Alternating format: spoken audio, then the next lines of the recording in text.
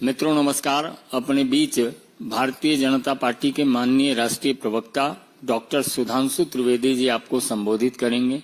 मेरा विनम्र निवेदन है सांसद डॉक्टर सुधांशु त्रिवेदी जी से आपको संबोधित करें। मित्रों, श्री राहुल गांधी जी अपने चिर परिचित अंदाज में विपक्ष में हैं और चित्र विचित्र प्रकार से भारत विरोधी विश्वमन में संलग्न है। परंतु इस बार जो हुआ है वो अपने आप में बहुत गंभीर और पूरे देश के लिए विचारणीय है। वे भारत के इतिहास के पहले नेता प्रतिपक्ष बने हैं जिन्होंने किसी घोषित भारत विरोधी सांसद के साथ मुलाकात करके अपने मधुर मनोभावों की अभिव्यक्ति की है। अमेरिकी सांसद इल्हान उमर जो भारत विरोधी वक्तव्यों और स्टैंड के लिए विख्यात कुख्यात हैं, जिनके की विषय में एक सर्वविदित सत्य है कि पाकिस्तान गवर्नमेंट के द्वारा ले जाए गए उन चुनिंदा अमेरिकी सांसदों में से एक थी जिन्हें पाक अधिकृत कश्मीर में ले जाकर पाकिस्तान की गवर्नमेंट की तरफ से विजिट कराया गया था। ये अनेक मौकों के ऊपर ऐसे बयान दे चुकी हैं जो सीधे मुस्लिम ब्रदरहुड और आईएसआई के लिए प्रत्यक्ष अथवा परोक्ष रूप से सहानुभूति दर्शाते हैं। राहुल गांधी जी भारत के इतिहास के पहले नेता प्रतिपक्ष बन चुके हैं जिनका नाम एक समय पर पाकिस्तान ने संयुक्त राष्ट्र संघ में भारत विरोधी अपने वक्तव्य में प्रयोग किया था और आज अपने उनके भारत विरोधी मित्रों की श्रृंखला में एक और उपलब्धि राहुल गांधी को प्राप्त हुई है। He has further added another feather to his cap of anti India friends, जब पन्नू ने उनकी तारीफ की है, यानी पाकिस्तान से लेकर पन्नू तक के और इल्हान उमर तक उनकी तारीफों में जो पुल गढ़े जा रहे हैं उसमें एक नया नाम और भी है। ये जनाब हैं मुशफिकुल फजल। ये वो पत्रकार हैं, आप सबको ध्यान हो, जिन्होंने व्हाइट हाउस की प्रेस कॉन्फ्रेंस में और यूएन स्पोक्स पर्सन से अरविंद केजरीवाल के बारे में, अरेस्ट के बारे में सवाल पूछा था। ये है वो महोदय। अब आइए साहब, और ये महोदय जो हैं, देखिए कितने मधुर भाव से सेल्फी ले रहे हैं राहुल गांधी जी के साथ। और राहुल गांधी जी और उनके चच्चा जो बता चुके थे कि वेस्ट वाले अरब से आए हैं और नॉर्थ वाले यूरोप से आए हैं, ईस्ट वाले चाइना से आए हैं, दक्षिण भारत वाले अफ्रीका से आए हैं। ये चतुर्दिक प्रतिभा के धनी जो इनके सैम हैं, उनके साथ ये बैठे हुए हैं। अब ये इल्हान उमर के साथ मुस्कुराहट बिखेरती हुई और हर भारतवासी को दिल को चीरती हुई ये तस्वीर है। इस विजिट में उन्होंने कुछ ऐसे शब्दों का प्रयोग किया है जिस पे मैं पूरे देश का ध्यान आकर्षित करना चाहूंगा। ये वर्ड्स उनकी डिफरेंट स्पीचेस में आए हैं। I don't want to live in India, I doesn't value skilled people, I doesn't have the freedom of faith, Indians in India there are hateful peoples, Indians doesn't allow the different languages, Indian identity is not acceptable, Indian society is casteist, Indians social media influencers are for UC only, और separatist और जो कश्मीर में terror के perpetrator थे उनका समर्थन है। अब यहां पर मैं एक बात थोड़े दुख के साथ कहना चाहूंगा। मित्रों, आज 11 सितंबर है।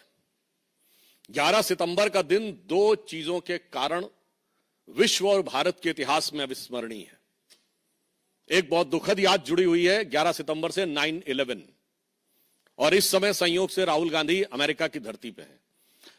मैं पूरे भारतवासियों को याद दिलाना चाहता हूं कि 9/11 के जो प्राइम एक्यूज थे खालिद शेख मोहम्मद और मोहम्मद अट्टा, कोई पॉलिटिकल पार्टी दिखाइएगा जिसने उनके पक्ष में सहानुभूति का बयान जारी किया हो। कोई टीवी चैनल दिखाइएगा जिसने 9/11 के बाद इन लोगों के पक्ष में सहानुभूति दिखाई हो। कोई पॉलिटिकल पार्टी बताइएगा जो अमेरिका के इतिहास का सबसे बड़ा सिक्योरिटी लैप्स, जो अमेरिका के इतिहास का सबसे बड़ा इंटेलिजेंस फेल्योर, जिसने उस सरकार के ऊपर उंगली उठाई हो कि इंटेलिजेंस फेल्योर था और सिक्योरिटी लैप्स था। ना, बल्कि पूरे अमेरिका ने और उनकी सारी पॉलिटिकल पार्टी ने फर्म रिजॉल्व किया।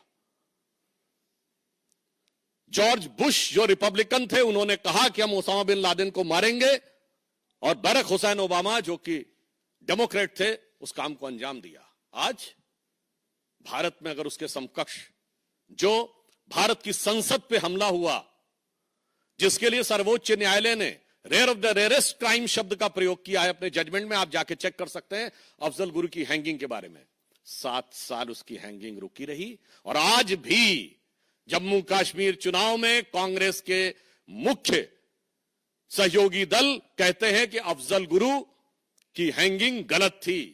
और ये राहुल गांधी अफजल की पहली बरसी पर, लोग शायद भूल गए होंगे वो जेएनयू में जो नारे लगे थे ना, भारत तेरे टुकड़े होंगे इंशाअल्लाह, और ये अफजल हम शर्मिंदा है तेरे कातिल जिंदा, वो था क्या? वो 2015 में अफजल की हैंगिंग की पहली बरसी थी और जिसका ये लोग नैतिक समर्थन कर रहे थे। सोचिए ये 11 सितंबर हमें क्या याद दिलाता है? देश को लेकर एक ऐसी सोच। आप बताइए किसी भी अमेरिका के नेता ने बाहर जाकर कोई ऐसा विरोध किया हो? दूसरा, याद करते हुए दिल भर आता है, आज 11 सितंबर वो दिन है जिस दिन 11 सितंबर 1893 को स्वामी विवेकानंद ने शिकागो में पार्लियामेंट ऑफ रिलीजन में अपना ऐतिहासिक अविस्मरणीय वक्तव्य दिया था। दुख, 29 साल के उस युवा सन्यासी ने भारत की वो प्रतिष्ठा बढ़ाई थी कि शिकागो हेराल्ड ट्रिब्यून ने यह लिखा था कि इस युवा सन्यासी के पास लगता है ज्ञान का वो समुद्र है जिसकी एक बूंद भी हमारे सारे विद्वानों के पास मिला के नहीं है। और एक 54 साल का युवा आज जाकर भारत और भारतीय संस्कृति को लांछित करने, अपमानित करने की कोई रास्ता नहीं छोड़ता। मैं पूछना चाहता हूं, राहुल गांधी ने आज तक क्या कभी जाकर वहां शिकागो में गए हैं विवेकानंद के उस हॉल में? आज 11 सितंबर है, अगर इस प्रेस को सुनने के बाद भी वो विवेकानंद जी की उस चीज के स्मरण में एक वक्तव्य जारी कर दें तो मैं इसको बहुत बड़ी उनकी उदारता मान लूंगा। क्योंकि ये बहुत साफ है, आपको भाजपा से नफरत हो सकती है, प्रधानमंत्री श्री नरेंद्र मोदी से आपके मन में ग्लानि, हिकारत, इंफीरियरिटी कॉम्प्लेक्स हो सकती है। भारतीय संस्कृति के प्रति अपशब्दों का आप प्रयोग क्यों करते हैं? चलिए, आपने भारतीय संस्कृति के बारे में, भारतीय समाज के बारे में कभी 4 अच्छे शब्द बोले हो, 4 अच्छे वाक्य, आप सारे लोग हैं, मैं आपसे पूछना चाहता हूं, बताइएगा। आप ऐलान उमर से मिलते हैं, मैं पूछना चाहता हूं, भारत के समर्थक कितने सांसदों से आप मिले? एक अमेरिकी सांसद, आप लोगों को शायद ना पता हो तो मैं बता देना चाहता हूं, बेंजामिन गिलमैन, उसको पद्म भूषण मिला था। भारत के डाई हार्ड सपोर्टर थे। He died in 2016। I was nobody, I met Benjamin Gilman in July 2000, August 2000, year 2000। पूछे मिले थे कब? भारत के पक्ष लेने वाले आज से 20-25 साल पहले से आपकी सरकारें थी। Gary Ackerman, Edward Royce, Frank Pallone, Joseph Crowley, कभी मिले हो इनसे? ऐलान उमर ही मिलते हैं। कभी तुलसी गैबार्ड से मिले? नहीं। इसलिए आज हम बहुत गंभीरता के साथ और बहुत दुख के साथ कहना चाहते हैं कि जो बात सैम पित्रोदा जी ने कही है, पहले तो मैं एक चीज कोट भी कर देना चाहता हूं, क्योंकि आज उन्होंने, सैम पित्रोदा जी ने कहा ना कि राहुल गांधी जी अब वो बहुत समझदार हो गए हैं और बहुत वो, चूंकि वो इस समय अमेरिका की धरती पे हैं, तो पूर्व अमेरिकी राष्ट्रपति बैरक ओबामा ने अपनी किताब द प्रॉमिस लैंड में 2010 में भारत आए थे और राहुल गांधी जी से मुलाकात के आधार पर राहुल गांधी जी के व्यक्तित्व पर एक टिप्पणी की थी जो मैं कोट कर रहा हूं. Rahul Gandhi has a nervous uninformed quality about him, as if he were a student who has done the course work. He is eager to impress the teacher but deep down lacked either the aptitude or the passion of the subject. The Promised Land, written by Barack Obama, page number 601. इसके लिए जानते क्या कहा जाता है? आप लोगों में से जिन लोगों ने इंग्लिश लिटरेचर पढ़ा होगा या यूरोपियन हिस्ट्री पढ़ी होगी तो उसमें एक फ्रेज है, एक किंग जेम्स फर्स्ट होता था जिसके सारे दरबारी उसको बहुत बुद्धिमान मानते थे और बाहर वाले समझते थे हमेशा कुछ ना कुछ जरूर करता है. तो इसको शब्दशः ना लिया जाए. एक कहावत थी, kings James the first was the wisest fool in Christendom. So in my opinion the same thing applies to Rahul Gandhi for Congressdom. अब यहां मैं कहना चाहूंगा कि जो बात अंकल सैम ने कही है मैं उनकी बात से सहमत हूं. जो उनको संज्ञा दी जाती थी अब वो नहीं है. अब वो बचकानी हरकतें नहीं कर रहे हैं, अब वो खतरनाक और शैतानी हरकतें कर रहे हैं. अब वो हर उस ताकत के साथ हैं जो भारत को कमजोर देखना चाहती है, भारत को झुका हुआ देखना चाहती है. और मैं कहना चाहूंगा, एक तरफ हमारे प्रधानमंत्री श्री नरेंद्र मोदी जी के नेतृत्व में भारत गर्व, विकास और सांस्कृतिक स्वाभिमान के साथ ऊपर उठ रहा है. दूसरी तरफ वो लोग हैं जो पूर्व में जाकर, मैं आप लोगों के विवेक पे छोड़ता हूं, वो कहते थे कि डिफेंडर्स ऑफ डेमोक्रेसी अमेरिका और इंग्लैंड चुप क्यों हैं. बस राहुल गांधी का एक वक्तव्य कोट करता हूं पॉलिटिकली, जो उन्होंने मार्च 2023 में इंग्लैंड में बोला था. जब उनसे पूछा गया था मुस्लिम लीग से आपका गठबंधन है, Muslim League is absolutely secular, I am having no problem about it, and BJP is communal. तो मुझे लगता है हर चीज का आदर्श विदेशों में ढूंढने वाले लोग हमेशा विदेश से ही अपनी प्रेरणा लेने वाले लोग आज विदेश में ही जाकर भारत के विरुद्ध दुष्प्रचार कर रहे हैं. यह दुखद है, निंदनीय है, भर्त्सना योग्य है. और उन्हें यदि लगता है कि विदेश में के पास कोई ताकत है तो मैं कहना चाहूंगा वो दिन गए जब विदेश भारत को प्रभावित कर लिया करता था. आपको लगता होगा विदेश का प्रभाव, तो एक पंक्ति में कहते हुए अपना विषय समाप्त करना चाहूंगा. इन सारे लोगों के लिए जो आज भी अपना सोर्स ऑफ इंस्पिरेशन अब्रॉड से ढूंढते हैं कि अपने वतन पर सदियों तक है रही हुकूमत गैरों की, अपने वतन पर सदियों तक है रही हुकूमत गैरों की, लेकिन कुछ चेहरों पर अब तक धूल है उनके पैरों की. धन्यवाद. मोहित Bhatt. Sir, we have seen that how NC in their manifesto have said that they will bring back Article 370. Now, Ilhan Omar is somebody who has always advocated for separate Kashmir. She has always been with the Pakistani side. Do you think there is a pattern, because Home Minister has also stated that Rahul Gandhi is standing with the divisive forces, be it with the NC or people who are talking about separatism? It's not just the issue of that National Conference is having in their manifesto that they want to reinstall Article 370. I want to ask him, so what will happen to SC, ST and OBC reservation in Kashmir?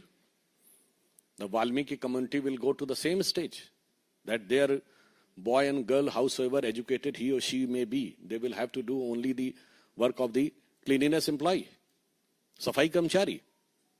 And it's not just. Mr. Farooq Abdullah, who is the senior most leader of National Conference in 2020, has said that they will take the help of China to get 370 restored. Mr. Farooq Abdullah in 2016 has said that he wants pre-1953 status, in which there was a separate constitution, separate flag and separate prime minister, Sadr Riyasat. So I want to ask Mr. Rahul Gandhi and Congress party president of former party president of Jammu Kashmir, Mr. Saifuddin Soz, in his book has written कि जम्मू कश्मीर को भारत से अलग हो जाना चाहिए. तो ये सिर्फ एक जस्ट एक इवेंट नहीं है. This is a series of event derived by a structured, nefarious, notorious anti-India policy. Piyush Piyush please Neeraj ji Piyush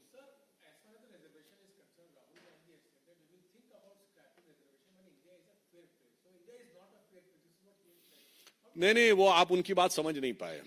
उनका ये मानना है कि वो जब फेयर प्लेस मतलब जो उनका मजबूत वाला वोट बैंक पक्का हो जाएगा ना, तब रिजर्वेशन की जरूरत खत्म हो जाएगी, क्योंकि जहां वो पक्का हो जाता रिजर्वेशन खत्म हो जाता। कश्मीर में खत्म, जामिया मिलिया इस्लामिया में खत्म, अलीगढ़ मुस्लिम यूनिवर्सिटी में खत्म।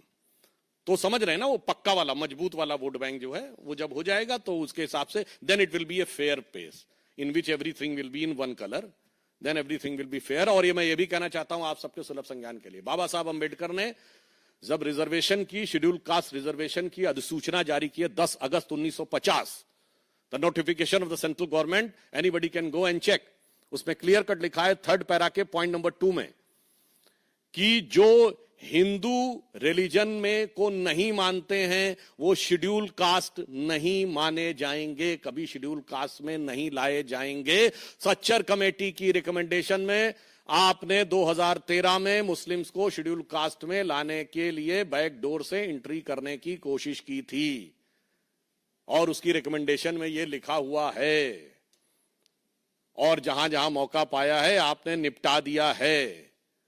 तो जो दिल के अरमान है ना वो किसी और के लिए हैं, बाहर का चेहरा किसी और के लिए। नीरज पांडे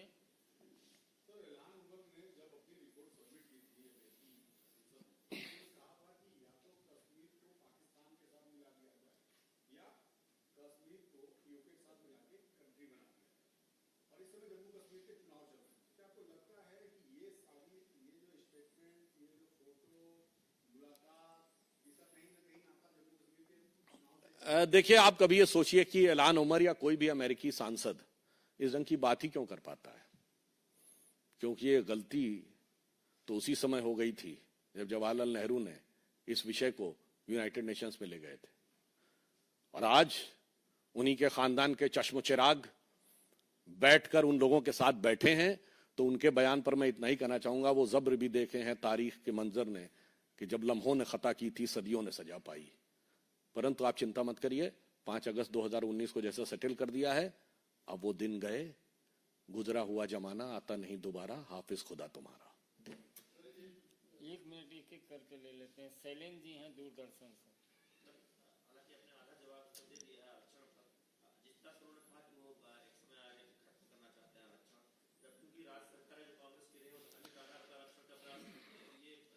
नहीं, वो बता नहीं पाए। 1961 में ही उनके दिल की आरजू थी कि आरक्षण खत्म कर दिया जाए। जवाहरलाल नेहरू की चीफ मिनिस्टर्स को लिखी हुई चिट्ठी है कि वो आरक्षण के खिलाफ हैं, पर्टिकुलरली सर्विसेज में ये लिखा हुआ है। तो ये उनका खानदानी तवक्को है। TV9 आमोद राय।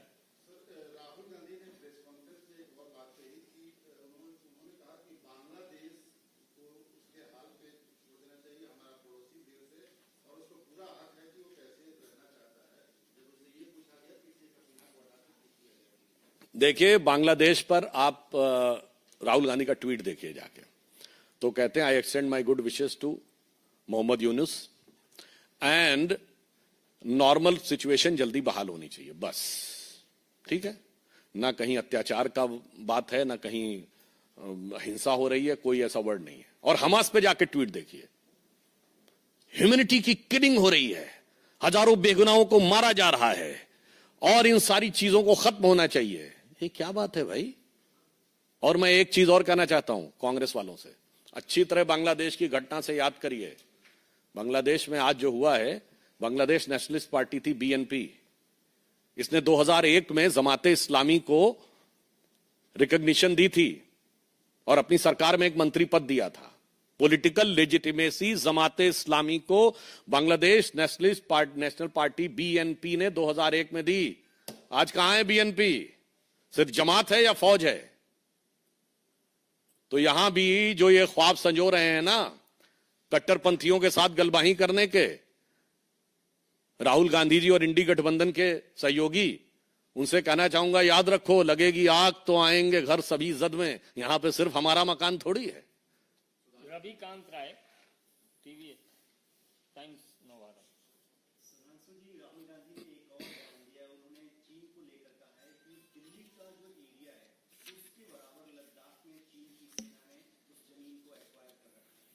देखिए, चीन के बारे में वो बार बार बोलते रहते हैं और कहते हैं चीन से भारत की तुलना नहीं हो सकती है। पर मैं राहुल गांधी से पूछना चाहता हूं कि उन्होंने क्या मिस्टर ली फॉन्ग शू का नाम सुना है? ये चाइना के डिफेंस मिनिस्टर हैं, गायब हो गए थे। क्विंग गैंग का नाम सुना है? ये चाइना के एक्सटर्नल अफेयर्स मिनिस्टर थे, गायब हो गए थे। मिस्टर ली हिया चाउ, ये रॉकेट कमांड जो मोस्ट एलीट कमांड है चाइना की, उसके जनरल थे, गायब हो गए थे। जैक मा का तो नाम सुना ही होगा, अलीबाबा के मालिक जो 29.8 बिलियन डॉलर का वर्ल्ड की हिस्ट्री का सबसे बड़ा आईपीओ ला रहे थे, गायब हो गए थे। उसके बाद मीडिया में किसी ने कोई सवाल नहीं पूछने दिया गया। जो 5 साल में एक बार चाइनीज कम्युनिस्ट पार्टी का प्लेनियम होता है, पिछले प्लेनियम में केवल हु जिनताओ की हाथ पकड़ के बाहर ले जाती तस्वीर के अलावा बताइए किसी मीडिया के पास एक तस्वीर तक है बयान को छोड़ के? और उसके बाद प्रेस फ्रीडम इंडेक्स में चाइना हमसे बहुत बेहतर स्थिति में है। और उसके बाद राहुल गांधी जैसे लोग उन लोगों की जय जयकार करते हैं। मुझे लगता है कि और कुछ नहीं है, या तो चीन के साथ हुए करार का इकरार है, या राजीव गांधी फाउंडेशन को मिले ये उपहार का खुमार है, जिसके लिए चीन के लिए उमड़ता प्यार है और भारत के लिए हमेशा नफरत की दरकार है, भारत सरकार के लिए, भारत की फौज के लिए। सर, शिमला में मस्जिद के अवैध निर्माण का जो विरोध चल रहा है, उसको लेकर के लगातार प्रदर्शन हो रहा है और स्थिति काफी तनावपूर्ण बनी हुई है। कैसे आप? सर, इसमें एक चीज ऐड करनी थी। अनिरुद्ध सिंह जो वहाँ के मंत्री हैं, उन्होंने विधानसभा में खुद कहा था कि इलीगल इमिग्रेंट्स यहाँ पे बहुत ज्यादा हो रहे हैं, मस्जिद जो है वो इलीगल है, उसे गिराना चाहिए, और वक्त में उसको कब्जा कर रखा है। और इस पे लेकिन टॉप लीडरशिप जो है कांग्रेस पार्टी की अभी तक बिल्कुल चुप है। क्या ये अपीसमेंट पॉलिटिक्स आप इसको देखते हैं? राहुल गांधी जी का थोथा वाक्य, डरो मत। हिमाचल की सरकार कितना डर रही है, अवैध निर्माण पे उंगली उठाने की हिम्मत नहीं कर रही है। डरो मत। और कैसा वातावरण शिमला की उन शानदार वादियों में बना दिया जहां सैलानी सुकून से घूमते थे, आज वहां लाठीचार्ज, आग बरस रही है। पता है आपको? अरे शिमला की वो शानदार वादियां कभी जवाहरलाल नेहरू लॉर्ड माउंटबेटन की फैमिली के साथ जहां गर्मी की छुट्टियां मनाया करते थे, आराम से सैर किया करते थे, वहां आज जाके इस ढंग का बवाल हो गया। फिर भी कह रहे हैं डरो मत। कहां से कहां आपने हिमाचल को पहुंचा दिया? अरुण धाता, प्लीज प्लीज रुक। हाँ सर।